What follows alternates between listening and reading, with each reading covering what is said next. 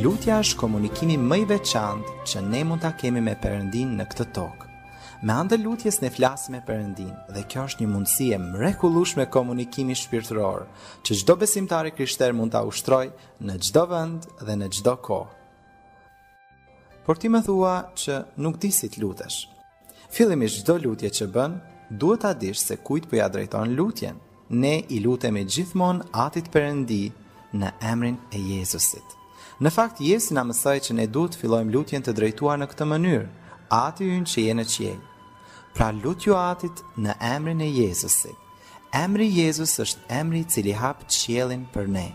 Lutjet tona duhet të drejtohen gjithmonë në këtë emër, sepse emri Jezus është emri përmbi çdo emër tjetër dhe vetë Jezusi na ka urdhëruar që gjithçka ta kërkojmë në emrin e Tij.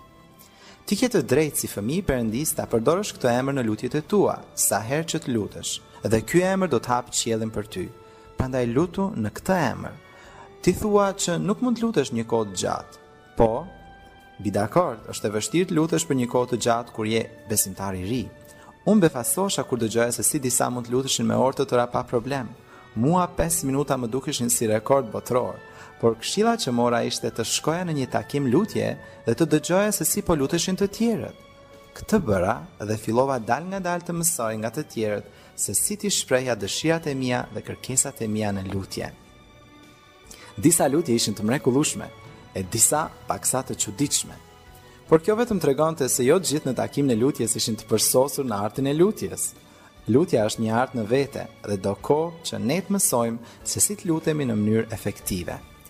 Një gjë tjetër që mund ta bëja ishte të lexoja libra mbi lutjen, që të merrja më shumë këshilla në lidhje me këtë mundësi komunikimi. Unë akoma lexoj libra në lidhje me këtë temë, edhe pse ka vite që praktikoj lutjen. Bibla gjithashtu ka lutje të gatshme të shkruara në të cilat ju mund t'i lexoni dhe t'i bëni lutjet tuaja personale. Ja një shembull. Nëse lexoni Psalmin 23, ju mund ta lexoni atë dhe ta bëni atë lutjen tuaj personale. Psalmet në përgjithësi janë lutje dhe shprehje të lavdërimit dhe adhurimit ndaj Perëndis. Pra duke lexuar Biblën, ju mund të luteni me lutjet e apostujve, lutjet e njerëzve të Zotit, lutjet e Jezusit e kështu me radhë. Mos harroni, lexoni manualin e jetës. Aty janë të gjitha udhëzimet. Duke i bërë këto dy gjëra kaq të thjeshta, jeta juaj do të fillojë të ndryshojë. Ti do të fillosh të rritesh në besimin tënd dhe në njohjen tënde për Zotin. Kur ti lutesh dhe lexon Biblën, mbaj gjithmonë një laps ose stilolaps dhe një fletore afër vetes, sepse komunikimi me Perëndin është gjithmonë i dyanshëm. Ai mund të flasë përmes një vargu të veçantë, përmes një psalmi ose të jep ide se çfarë mund të bësh atë ditë, kë mund të takosh, kë mund të bekosh ose ta telefonosh. Perëndia është shumë praktik. Ai dëshiron të punojë përmes nesh, por nëse nuk i shënon gjërat që ai t'i thotë, ti do t'i harrosh ato. Dhe mos harro që një bindje e vonuar ndaj Perëndis është mosbindje ndaj vullnetit të Tij, dhe kjo gjë nuk është e mirë. Shumë njerëz sot do të shpëtohen ose do të humbasin përjetësisht si rezultat i bindjes apo mosbindjes sonë si besimtar të krishterë. Prandaj shëno gjërat që ai t'i thotë dhe bëj ato. Sipas Biblës, ata që besojnë tek Jezusi bëhen të aftë për të dëgjuar atë. Ai ka thënë, delet e mia e dëgjojnë zërin tim.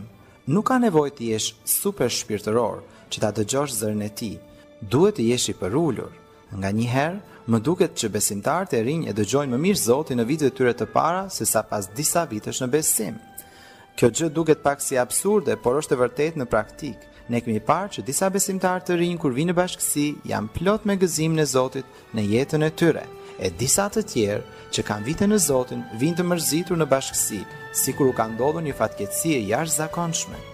E vërteta është se ai që i ri afër Zotit do të ketë gëzimin e tij sot, nesër, pas 3 vjetësh ose pas 30 vjetësh.